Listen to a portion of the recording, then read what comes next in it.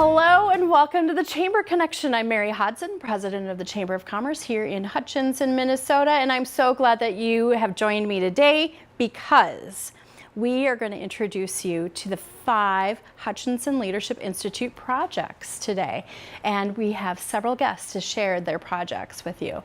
So let me tell you a little bit about the Hutchinson Leadership Institute. It's a program that's been going for 29 years. We just had graduation last night. It's an opportunity to celebrate the projects, present the projects to sponsors, family members, the entire group, and then they actually graduate with a certificate. It was really fun. It's a great group of 24 people. Today we've only asked 1 or 2 from each group to come and join us. And you can learn more from the Hutchinson Leader too. They'll have a story coming out in the next couple of weeks. So Hutchinson Leadership Institute, 29 years. What do they do? Well, for 9 months, 10 different days, full days, they get to spend with me. I know, right? No, it's about learning more about Hutchinson, our community, how our community works, learning, building relationships, learning about the Hutchinson brothers, John, Asa, and Judson. Thank you very much. There are 3 of them. Learning more about the history and the history of excellence and progressiveness that we actually have had since 1855 when the Hutchinson brothers decided to not stay in Biskie but come on over to Hutchinson. Did you know that they camped up on a hill where the water treatment plant is now, up off of 7? They camped there the very first night because of course they could look down over what would be Hutchinson, Minnesota. Okay, so besides all that tangent, sorry, I'm a little bit of a squirrel today. I'm so excited for you to meet these people. One of the things that we ask the group is to do a project. So they divide into groups by category. So there was education, civic, park and rec, nonprofit. So we had all of these ideas kind of pre-populated from the class, and then each person got to choose what would be their first, second, and third choice for these groups. So we put them into a group, and then we set them at a table together, and that's from there they came up with the projects that you're going to see in just a little bit. Each group had 4 to 5 people. We had the education group that had 7 this year. So it was a little bit larger group, but you'll see the outcome of that in just a little bit. So I'm so proud to be able to showcase what the projects are. We'll be back in just a second to introduce you to our project groups. Okay, so as promised, we're going to start introducing you to the Hutchinson Leadership Institute class projects. With me from Mid-Country Bank is Nikki Williamson. Welcome. Hi, Mary. How are you? I'm great. Good. I'm so excited to have you first today to share with us your project for the McLeod County Alliance. Yes. Why don't you talk a little bit about the project? Well, as you can see in the picture, Kristen Schuft, Alicia Nordstrom, Gina Busky, and Robin Lawson were all in our group, and we chose as a group to work with nonprofit organizations. Okay. And in the Hutchinson Leadership, part of one of our days is going around to talk to different nonprofits and find out more information about them. Great. So we had reference to, or we remembered when we went to the McLeod Alliance, and we just noticed that they have a big need for supplies and services, but the staffing is very limited, so that's why we chose to work with them. Yeah, it's one of those things when you go on the tour, if you go to the Alliance, number one, you're touched by how many families they serve. Yes. And then you see the supply closet. Yes, yes, yes. And then you go, this is a great opportunity. And that's what the group did. Correct. And you were all female. Correct. So that kind of touched your heart Yes. as well. As if I remember correctly, when we were talking about this in January, you came very quickly to this decision, Yes, we I did. think. Just talk about a little bit about the process as you were talking at the table. Sure. Well, one of the first things when we decided that we wanted to work with the McLeod Alliance was we gave Rhonda Berkeley, the executive director, a call and asked her specifically, what do you need help with? We want to work with you guys on our project. So what are the things that you guys really need? And right away it was kind of a resounding. She said, we really need supplies. Yeah. Kleenex, toilet paper, as you can see, hairbrushes, various things they needed. We asked for that specific thing, but they would have taken anything. Right. I mean, it's a supply drive, so. So here's a photo when you delivered Yes. a lot Yes. of donations. Yes. So you had some different delivery locations. Yeah, we had 4 different delivery locations: Citizens Bank and Trust, Mid-Country Bank, the TDK HTI, and then at the Hutchinson Chamber. Okay. And so people were able to bring in, you had posters, you Yep. had a Facebook page event telling people what you were doing Yes. and why you were doing it. So to me, this looks like a lot of supplies. What did they think? Yeah, sorry, when we got all together and we brought all the supplies together, they said, wow, they were just totally amazed at how much that we had brought. So that felt really good. Right. But when we got it all together, they said this by far was the biggest amount that they did have. So by one group that was doing it. So that felt really good. So 5 women with help of the community Correct. were able to Correct. create this. Now, I don't know if Matt can go back to the other photo of the table of some of the things. We're talking about feminine products and tissues and toilet paper, basic necessities Yep. that people need on a regular basis. Yep. Why these basic necessities? She just said they're the most needed by the people that are coming in. They do serve about one person per day. And so they're the most needed things. And the biggest thing that I got out of this too is that they wanted full size. When they do get donations, they get a lot of the travel size, which of course they would have taken, but this with the full size. And basically they just maybe lost their house, they lost, there's so much turmoil in their lives. They just need the basic necessities to get through the next couple weeks or whatever until they can get more services in place. Did you have any real challenges as you were doing a supply drive? We didn't. It started on March 15th and went through April 5th. Our biggest challenge was just different personalities when we first started. And then life gets in the way. Things happen. Yep. That was the only big challenge where we just had some scheduling conflicts when things did happen. And we just rolled with it. We went very well. So one of the things that we emphasize in leadership is getting to know yourself and your leadership style as well as other personality types. Yes. And how do you work together? And I think that this was a glowing example of your group really working and learning about, okay, that's right. I'm working with someone who has a different skill set or a different personality than me. Right. So great. Well, congratulations, Thank you. Nikki. Please pass along our congratulations to the rest of your group. And we'll be back with another one in just Thank a you. moment. We are now back with Joe Tower from South Point Financial Credit Union. Did I say that right? You sure did. Well done. Love it. I love it. So you were here representing a project for the Veterans Park. Why don't you tell us about it? Correct, yes. So we went into Veterans Park. As you can see on the picture here, there was some shrubbery and things like that were becoming a bit overgrown, needed a little TLC that way.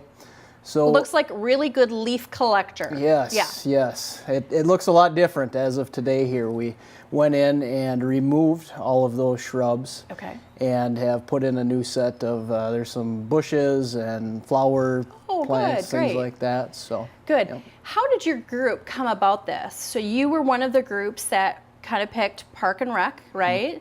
Yep. How did you, as you were sitting at the table back in January, how did you come about deciding to work on this project?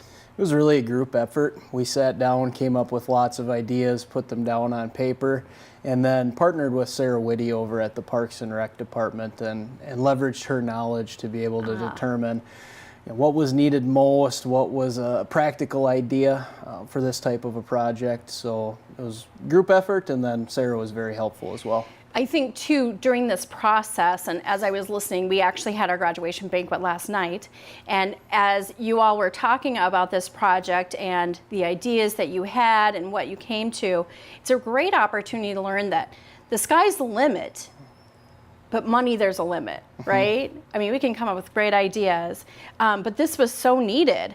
So this is the same place that we just looked at. Correct. You took out pavers, Yep. all the bushes, the benches that's the same. That looks completely different. Same spot, same angle of the picture. Wow. Night and day difference. Night and day difference. I think sometimes people don't realize how overgrown a bush can be and it can get too old to be there. So what was it like? Because you literally just came from working on this project. Oh, wow. Look at that. So there's the progress that we made today. You can see some of those same types of plants that we've put back in, but also have diversified a little bit and put some different plant species. I love around that. So if somebody wants to go and see this, you can see that it's right across from the old Econo Foods. Correct. So it's right on the corner there of Adams and that street that goes through. Yes, So yep. people can go take a peek at your work. We had lots of spectators today. Did you? We did. Awesome. So you're not doing this on your own, because you don't all know how to do pavers, right? We learned that today. Yeah, clearly it looks beautiful. So who's helping you do this? Yes, we had guidance from the folks over at the Parks and Rec Department today. Okay. They were very critical in helping us do this correctly. Right. And in a proper way that will, endure our frosts and hard winters and things like that. And we're also working with the REACH group over at the high school. Okay. Next week they will be Perfect. coming and providing help getting mulch down around all of these new plantings that we did today. Great. Awesome. Well, Joe, thank you so much for representing the group today. Thank you. Thank you for the work. Congratulations on great success. We'll look forward to seeing the rest of the finished project in another week or so. Thanks for being here. Yes, thanks. Okay, we'll be right back with another. All right, I am now back with the Hutchinson Blessings box, and joining me today is Colton Porter, who works at 3M. Welcome. Thank you. So let's talk about that first day. You all had decided you wanted to work on a nonprofit project, correct? That's correct. So when you were sitting at the table, tell us about some of the conversation that you were having and how you decided on the blessing box. Well, one thing that stuck out to us right away is that we have a lot of resources here in Hutch. There are a lot of really good organizations, and we noticed that a lot of people don't know about those organizations. Just walking down Main Street and seeing everything that was there really stuck out to us. We have the opportunity to help a lot of people. Yeah. And we just need help spreading that word. So that's kind of where the conversation started with all of that. Okay. We all wanted to get the word out of those incredible resources that we have. So it looks like you hooked up with Sarah. We did. That's Sarah Whitty, everybody. We have a photo of Sarah. Sarah works with Park and Rec, and she's kind of our go-to person when it comes to a lot of the projects that we do because she knows the park system so very well. So what was the conversation that you were having with Sarah? So what we did with Sarah is we had to identify places to actually put these boxes. Once we had the idea of what we wanted to do and building these little mini pantries, we needed a spot to put them. And we started with the churches and thought of different locations, but then realized that there were some really good spots with the parks. Okay. We are seeing a lot of need with kids, and so we figured that we'd contact Sarah and have her point us in the right direction. And she Great. picked out a couple of them and gave us some pointers on what it should look like and how to best maintain it and make sure that it's Great. So some really good advice. Again, you talk about resources, and Sarah's a huge resource for the community and for your group. Tell us about this. So this is the actual blessing box. This is the first one that was placed here in Hutchinson. It's based off one in Wilmar. Okay. And as you can see, it's just a see-through panel, just has basic necessities in there. It has non-perishables. We're looking at personal hygiene type things. Okay. But constructed to withstand the elements here. On the side here, you can see that it has also a blessings box where you can actually put a prayer request. I love that. I didn't know that that was part of it until you guys did your presentation last night. Yep. That really touched my heart because sometimes people don't want to ask for prayerful help, and I think that that's something that a lot of people can appreciate. So you can drop off, you can take, you can bring.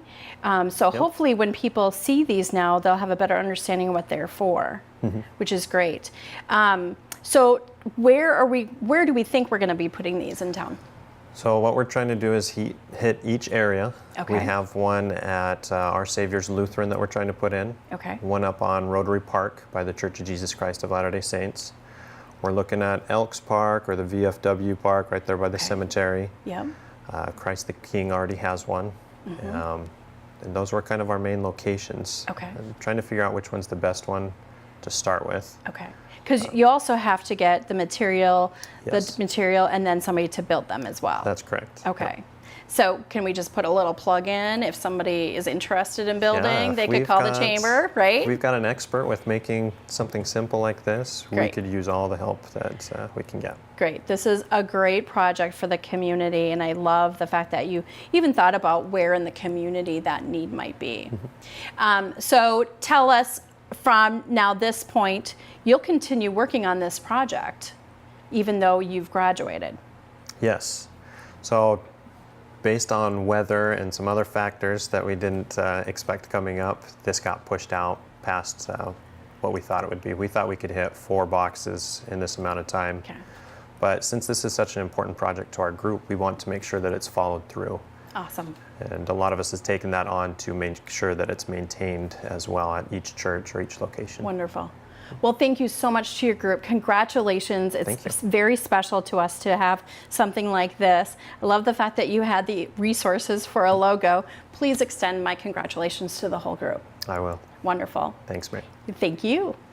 All right, we are back with another group. We are joined with Jackie Borka and Chris Burl, both from 3M, and you were part of the Dog Park Enhancement Group. Welcome. Thank you. Thanks for having us. So let's talk about, okay, so first you have some extra hands helping the group here. You want to tell everybody? The dog on the right is Pluto, and the one on the left that I'm holding is my little guy Neutron, little Vizslas. They Okay, got I'm their just going to first say I trip want to do the the dog park. Neutron dance. Okay. So you picked a park and rec project, right? That was your category. And that first day back in January, you were sitting at the table. How did you come about to talk about the dog park and specifically some of the things that you're going to be doing?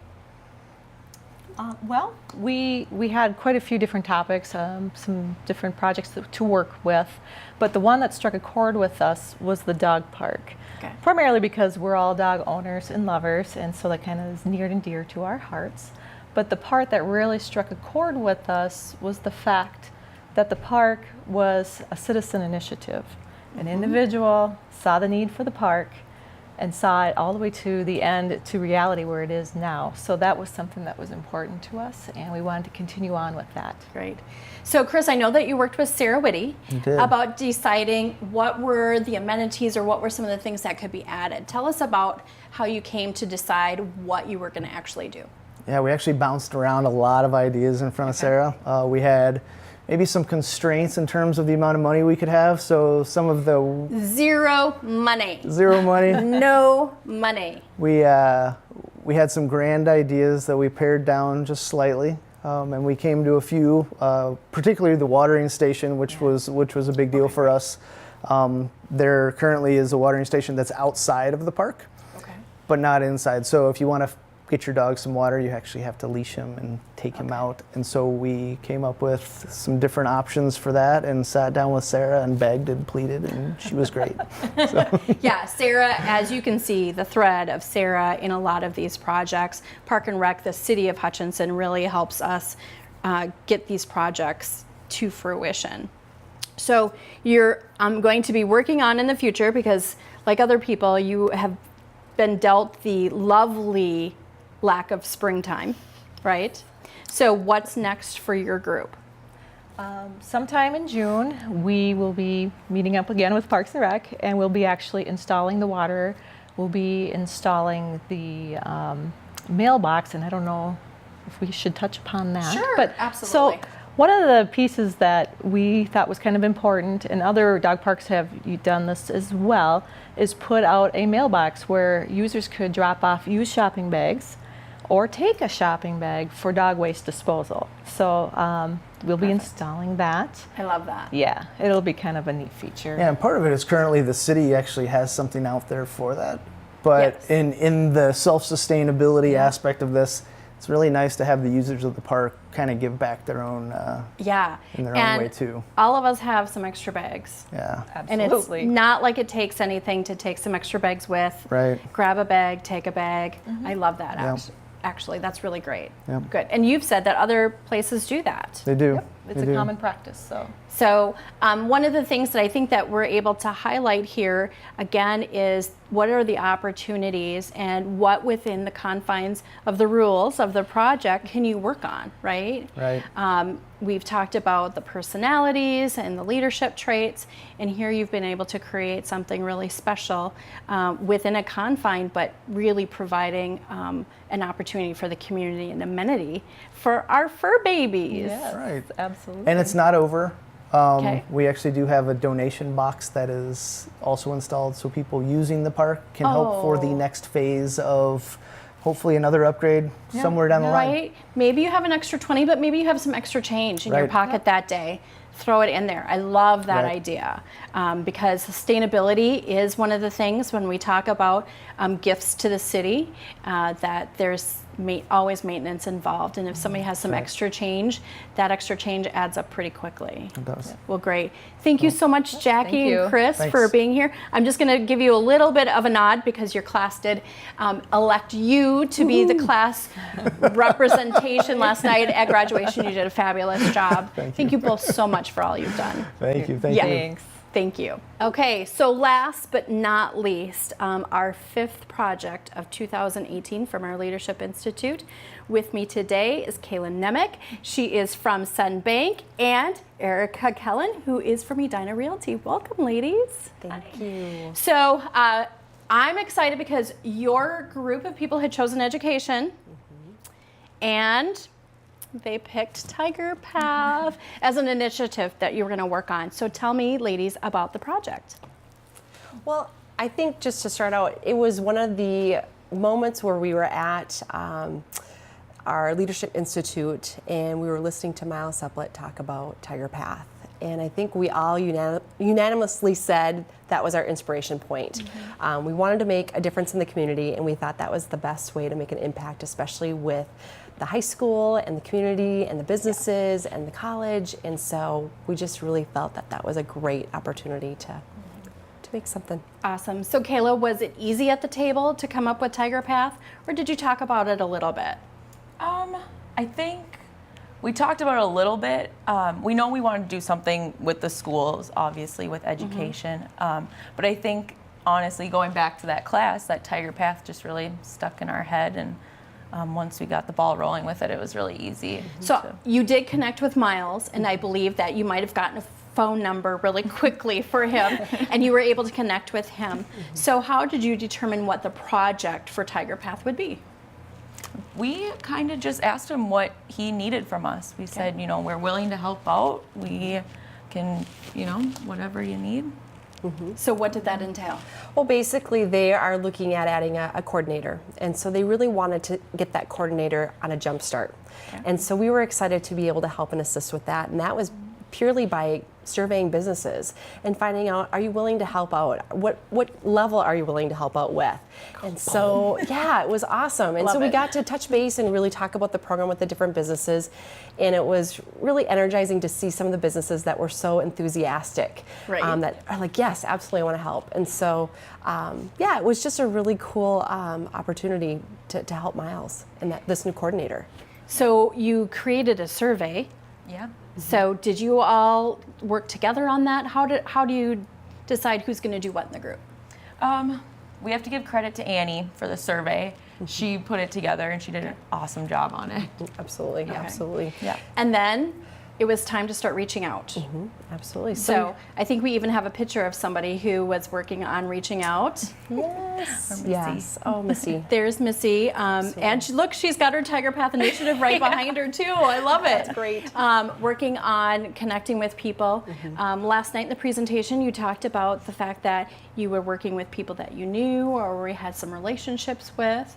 That makes a difference when you have that network. Yeah, absolutely, absolutely. Just to have that conversation, a candid conversation, because you know them well enough to say, you could really have an impact if you did A or B or C. And so I think people really appreciate that, seeing themselves to have an impact in that way, maybe not even realizing they could have that impact, and we could bring them to that light. So that was cool. So you had the largest project group, right?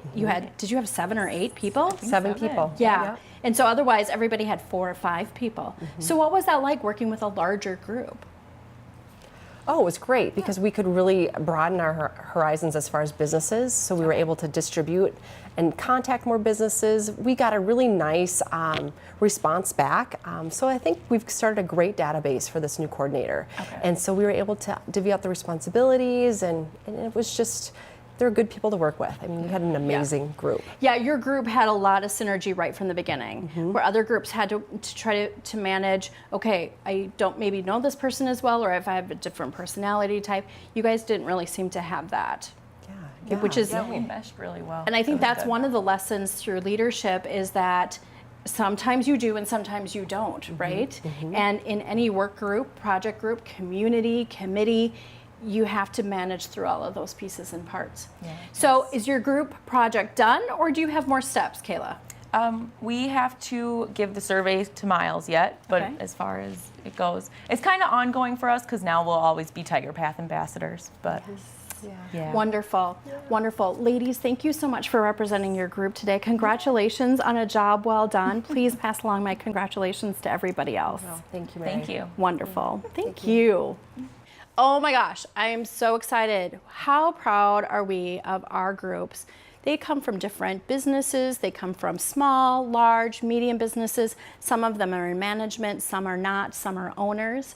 And here they've created another opportunity for us to be very, very proud of our Much and Hutch. So, are you interested, or do you know someone who might be interested in leadership?